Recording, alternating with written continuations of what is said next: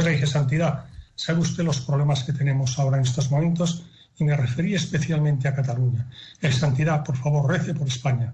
Nos hace mucha falta. Y su Santidad, evidentemente, pues seguro que es escuchado con mucho interés, con mucha atención en el cielo, ¿no? Benedicto XVI me dijo lo siguiente: mire, el diablo quiere destruir España.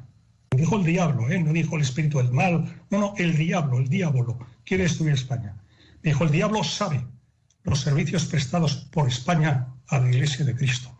Conoce la misión de España, la evangelización de América por España, el papel de España durante la Contrarreforma, la persecución religiosa de los años 30 del pasado siglo. Todo esto me lo fue diciendo literalmente. Dice: el diablo ataca más a los mejores y por eso ataca especialmente a España.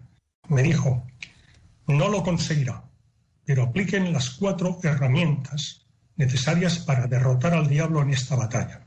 Y me dijo por este orden: la primera, la humildad; la segunda, la oración; la tercera, la soferenza, el sufrimiento. Hizo una brevísima pausa y me dijo: y la devoción a la Santísima Virgen. Tenga confianza, el diablo no destruirá España.